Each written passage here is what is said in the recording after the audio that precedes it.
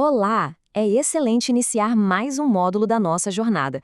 Depois da nossa última lição sobre planejamento e escopo, chegou a hora de dar o próximo passo prático.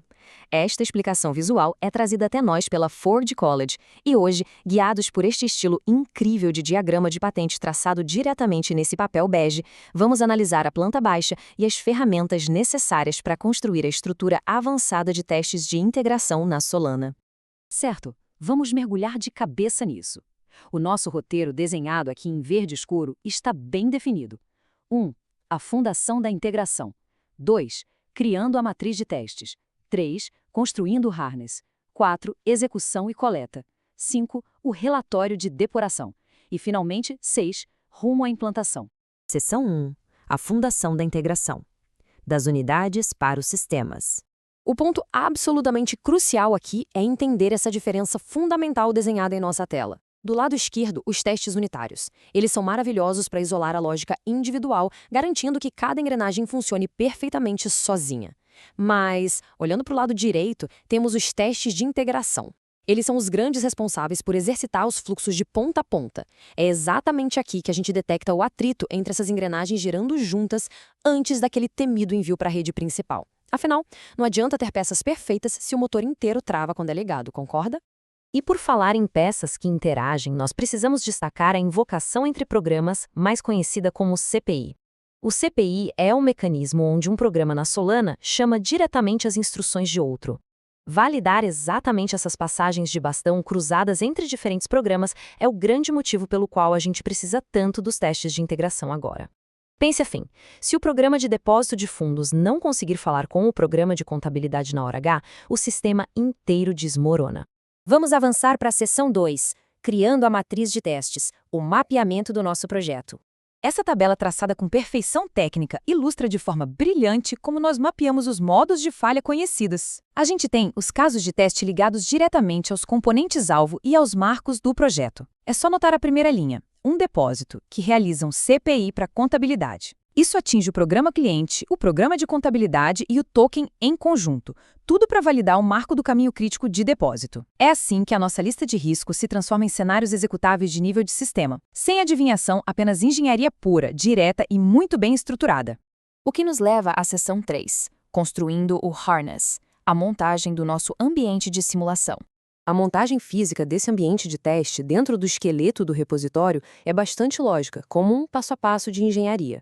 Primeiro, criamos as pastas de integração e de suporte. Segundo, nós escrevemos as fixtures, que são configurações preparatórias, como a inicialização do validador. E, por fim, no passo 3, implementamos de fato o código do teste de sequência de CPI. É um processo de construção clássico. Levantamos as paredes, colocamos as máquinas lá dentro em laranja e depois programamos a rotina de testes. O grande motor que faz essa máquina toda rodar é o pacote Solana Program Test. Essa ferramenta em Rust é simplesmente fantástica. Ela fornece um ambiente de execução local quase instantâneo. Isso significa simular todo o comportamento da blockchain da Solana de forma segura, extremamente rápida e, o melhor, sem depender de redes externas. Mas, para que esse ambiente de papel e tinta ganhe vida e funcione perfeitamente, a gente precisa lembrar de uma regra de ouro destacada aqui. Qualquer pessoa na área de desenvolvimento já sentiu a dor profunda de enfrentar um bug fantasma. Sabe aquela falha bizarra que acontece em uma execução, desaparece do nada e ressurge na pior hora possível? Para evitar esse pesadelo absoluto, os testes devem usar fixtures determinísticas. Nós derivamos chaves de teste a partir de sementes fixas para garantir que cada execução seja idêntica sempre. Seção 4. Execução e coleta determinística. Hora de rodar a simulação. O snippet de comando desenhado na tela, cargo teste com a flag NoCapture, é literalmente a faísca da ignição. Ao rodar isso, nós iniciamos o validador explicitamente de uma forma que nos permite observar os logs puros e reais em tempo real. É nesse momento que a gente consegue ver as entranhas dos programas se comunicando. E ao final dessa execução vigorosa, o ambiente precisa gerar alguns artefatos vitais. Em engenharia de software de alto nível, apenas ler um passou ou falhou não é o suficiente. Nós precisamos do resumo estruturado em JSON, da contagem exata de instruções, dos logs brutos de execução e tudo isso organizado em pastas separadas por caso de teste. Essa combinação de dados para máquinas e diagnósticos para humanos é totalmente negociável. Seção 5. O relatório de depuração, o grande documento de inspeção. Agora, o que é incrivelmente interessante sobre a geração desse relatório é a mágica da automação que este comando traz. Com o script Assemble Debug Report, nós varremos todos aqueles arquivos JSON isolados, processamos tudo e geramos automaticamente um único arquivo contendo o relatório completo. Trabalhamos de maneira inteligente para que a máquina faça todo o trabalho braçal. E para que esse relatório tenha valor real perante avaliadores e pipelines de CI/CD, ele precisa obrigatoriamente conter 4 pilares, marcados aqui em verde escuro.